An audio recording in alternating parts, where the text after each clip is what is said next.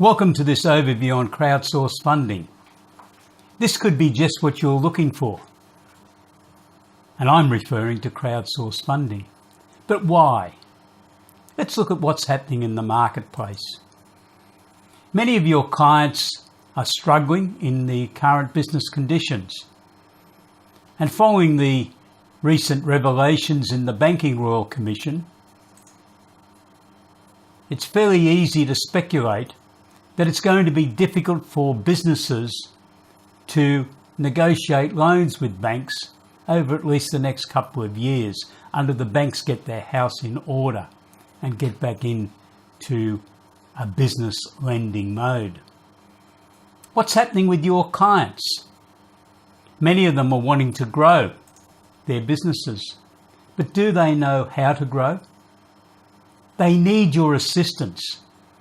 Just as the Chief Executive Officer of a listed public company needs a Chief Financial Officer, and other people of course, to guide him or her on a daily basis, so do your clients that are classified as small medium enterprises need the assistance of their accounting firm to guide them on their day-to-day business worries. Many of your clients would like to grow their businesses, but they lack capital.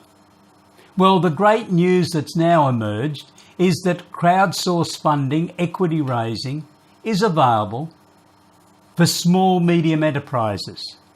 It's no longer necessary to convert to an unlisted public company. That process wasn't very popular. How do you determine which of your clients might be eligible to be classified as a crowdsourced funding company? My suggestion is you prepare a client matrix. Identify the clients who meet the legal tests. Turnover under $25 million in the last 12 months on a group basis. Group gross value of assets under $25 million. Not listed on a stock exchange anywhere in the world. Not listed on a financial platform anywhere in the world. That's the legal tests. They're not that difficult. Then there's the subjective tests. First of all, your clients can be in any type of business. The crowdsourced funding legislation does not stipulate a particular business or industry that the client must be from.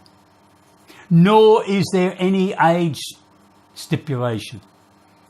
So your client could be running a brand new startup business, or they could be operating a business that's 95 years old. It doesn't matter. Obviously, it's up to the potential investors to decide what type of business they might like to invest in. Then we can look at some broader subjective tests. And you will need to know your clients to be able to answer these questions. Who's keen to expand their business? Who would like to buy another business?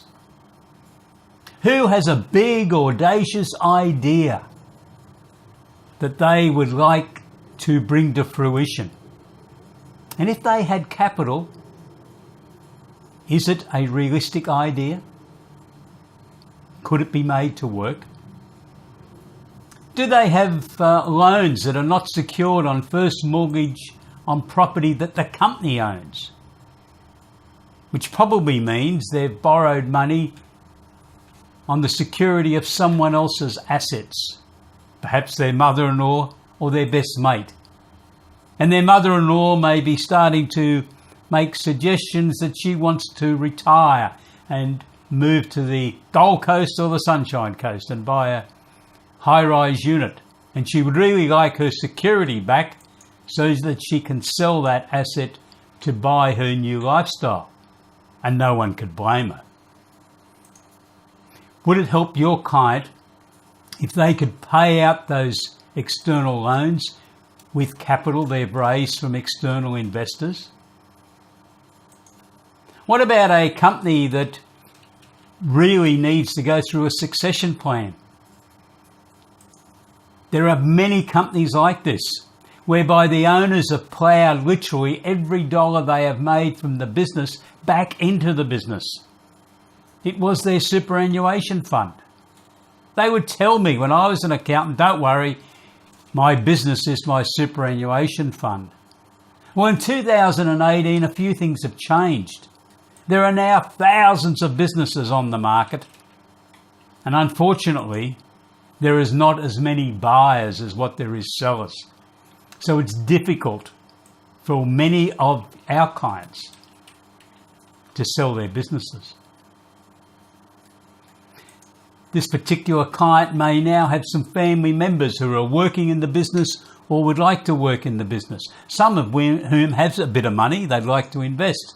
So why not sit down and have a conversation with that company's board of directors, and in particular the founder, and raise with them the possibility of raising some crowdsourced funding equity capital, which would enable sufficient funds to be made available for a payout for the founder so that he or she could retire with dignity, and a fresh group of shareholders has come into the business, but the family could then implement a succession plan.